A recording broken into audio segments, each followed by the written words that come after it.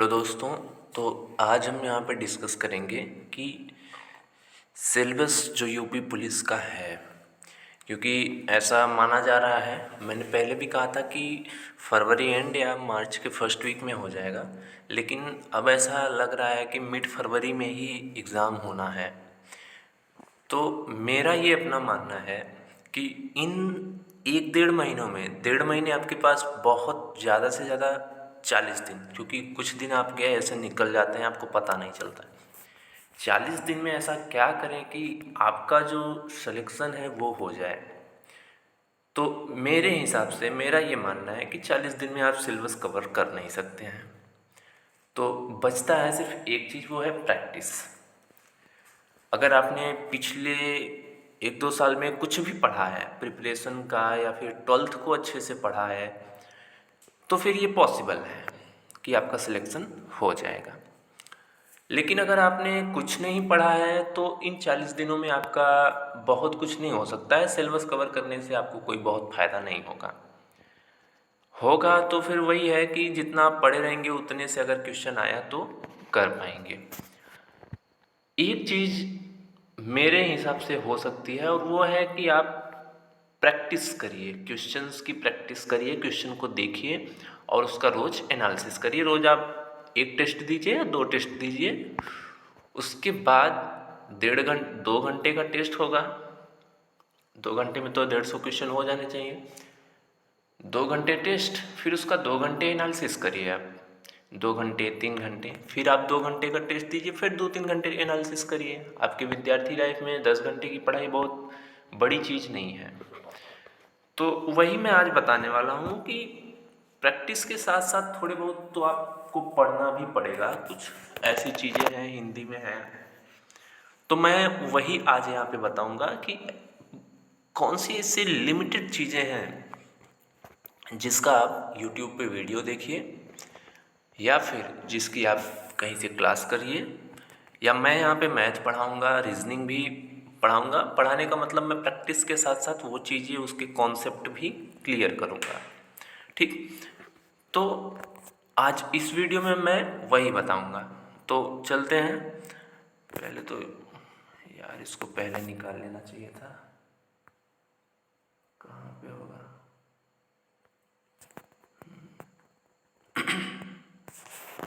नहीं नहीं नहीं,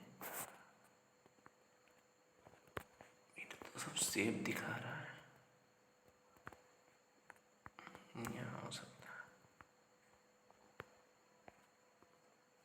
1 सेकेंड यार, ये क्या हो गया,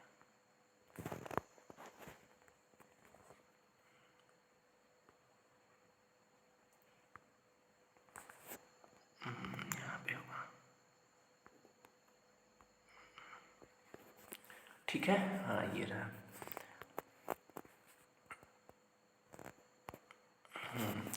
तो सबसे पहले हम किसकी बात करेंगे? हिंदी की बात करेंगे कि जनरल नॉलेज की बात करेंगे कि जनरल नॉलेज में कौन कौन से क्या है टॉपिक हैं और कौन कौन से हमको पढ़ने चाहिए। ठीक है, क्योंकि सब कुछ तो हम नहीं पढ़ सकते, ये तो फिक्स है। तो हम ऐसे क्या क्या पढ़ें? देखिए, जनरल नॉलेज में है पहले इसको तो हट जा, सामान्य विज्ञान, भारत का इतिहास, भारतीय संविधान और भारतीय अर्थव्यवस्था संस्कृति। मैं तो मिटाते जा रहा हूँ। वाणिज्य एवं व्यापार। अब देखो, मैं यहाँ पे बहुत बड़ा वीडियो बनाने के मूड में नहीं हूँ। मैं सीधे आपको बताऊँगा कि आपको कौन कौन से टॉपिक रेडी करने हैं। सामान्य विज्ञान, विज्ञान पढ़ सकते हैं, विज्ञान थोड़ा बहुत मतलब लूसेंट से पढ़ सकते हैं इसको, रोज़ 1 घंटे लूसेंट से। केवल 1 टेस्ट दीजिए, 2 टेस्ट देने की ज़रूरत नहीं है। 1 टेस्ट दीजिए और उसका 2-3 घंटे अच्छे से एनालिसिस करिए। 1 टेस्ट देने के बाद अगर आप उसका एनालिसिस करेंगे तो आपका कम से कम 3 घंटे लग जाएगा, अगर ढंग से किए तो, अगर सच में आपको एग्ज़ाम निकालना है। हिस्ट्री पढ़ लीजिए और कॉन्स्टिट्यूशन पढ़ लीजिए। फिर क्या है, भारतीय कृषि, वाणिज्य व्यापार, जनसंख्या, पर्यावरण एवं नगरीकरण, विश्व का भूगोल, प्राकृतिक संसाधन। भूगोल मुझे बहुत अच्छा नहीं लगता है, लेकिन आप पढ़ सकते हैं और इससे क्वेश्चन आएगा। मेरा बहुत पकड़ नहीं है जनरल नॉलेज में, लेकिन मैं इतना बता रहा हूँ कि अगर हिस्ट्री और कॉन्स्टिट्यूशन पढ़ लेते हैं तो मुझे लगता है कि अगर कितना क्वेश्चन पूछता है इसमें, 30 के आसपास है, 35 जो भी है। तो आप क्या कर पाएंगे कि कम से कम 6-7 क्वेश्चन तो यहाँ से आएगा ही आएगा, हिस्ट्री और कॉन्स्टिट्यूशन से, इतिहास और संविधान से। फिर आंतरिक सुरक्षा, भारत और उसके पड़ोसी देशों के बीच संबंध। ये संबंध का मतलब आप आसपास के बाउंड्रीज पे कौन कौन से देश हैं, मैप थोड़ा सा देख लीजिएगा, वर्ल्ड का मैप देख लीजिएगा कि इंडिया के नेबरिंग कंट्री कौन कौन से, किस राज्य की सीमा किसके साथ लगती है, ये सब पूछ सकता है। ठीक, साइबर क्राइम, विमुद्रीकरण और उसका प्रभाव, पुरस्कार और सम्मान। पुरस्कार और सम्मान का एक चीज़ ये करिएगा कि वीडियो देख लीजिएगा, इसको कहीं से पढ़ने की ज़रूरत नहीं है। महत्वपूर्ण दिवस, अनुसंधान और खोज, बस इससे ज़्यादा मुझे नहीं लगता पढ़ने का। अगर इसके बाद भी आपको टाइम मिलता है तो कुछ जो है इसमें, तो मुझे टॉपिक ही समझ में नहीं आ रहा बस यही 5 टॉपिक, 6 टॉपिक हुआ ना, 4 इधर हुआ, 2 इधर हुआ। 6 टॉपिक के अलावा कुछ मत पढ़िए, मैं आपको सीरियसली बता रहा हूँ। इससे आपकी जो है क्या कहते हैं, आपका वो जो कट ऑफ होगा वो क्लियर नहीं होगा अगर आप इस पे बहुत ज़्यादा टाइम दे देंगे। तो अभी मैं लास्ट में मैं इसका एक अलग से वीडियो बना के बताऊंगा कि कैसे आपको पढ़ना है। फिर हिंदी वर्णमाला, तत्सम तद्भव, पर्यायवाची, विलोम, अनेकार्थ, ये सब कुछ है। लिंग, वचन, कारक, सर्वनाम, विशेषण, ये सब देखो। मुहावरे थोड़े बहुत देख सकते हो और अलंकार देख सकते हो। संधि पढ़ लीजिए, संधि पक्का आएगी, संधि और समास। तत्सम तद्भव मत पढ़ना, ये बहुत, मेरे हिसाब से ये बहुत खराब है। पर्यायवाची मत पढ़ना, ये आपको ऑलरेडी आता है। तत्सम तद्भव मत पढ़ना। हिंदी वर्णमाला ये भी मत पढ़ना। अनेकार्थ इसको पढ़ लेना अगर मिल जाए कहीं से, या वीडियो कहीं पे मिल जाए। वाक्यों के स्थान पर एक शब्द, ये भी, ये सब कुछ नॉर्मल है, आपको हिंदी के लाइफ में आराम से मिल जाएगा, कहीं पूछेगा आप आराम से कर लेंगे। अशुद्ध वाक्यों को शुद्ध करना, ये आपकी काबिलियत है कि आप पिछले इतने साल से हिंदी बोल रहे हैं, अगर तब भी नहीं शुद्ध कर पा रहे हैं तो फिर बहुत गड़बड़ चीज़ है। कारक और सर्वनाम ये पढ़ लेना, बाकी कुछ मत पढ़ना। उपसर्ग, अव्यय, प्रत्यय, ये सब कुछ आपको आ जाएगा, क्योंकि ये सब पढ़ने वाली चीज़ नहीं है, ये आपके डेली लाइफ की चीज़ है। अगर ये आप नहीं सही कर रहे हैं तो फिर कोई मतलब नहीं है। तो हिंदी में आपको बेसिकली क्या पढ़ना है, अनेकार्थ पढ़ना है, कारक सर्वनाम पढ़ना है, विशेषण पढ़ना है, और वचन ये सब भी आपको आ जाएगा, लिंग, ये सब। महत्वपूर्ण उत्पत्तियां एवं रस, छंद और अलंकार, ये इतनी चीज़ें आपको पढ़नी है। मतलब 5-6 चीज़ें हिंदी में भी हो गई, और बाकी चीज़ें जो हिंदी में वो आपको ऑलरेडी आती हैं, क्योंकि वो आपकी डेली लाइफ की चीज़ें हैं। कोई गलत बोल रहा है, किसी को आपका सुनना गलत लग रहा है, तो आप उसको करेक्ट कर सकते हैं, ठीक है। तो ये इसमें इतनी चीज़ हो गई। फिर हम आगे देखेंगे क्या है ये, रीजनिंग।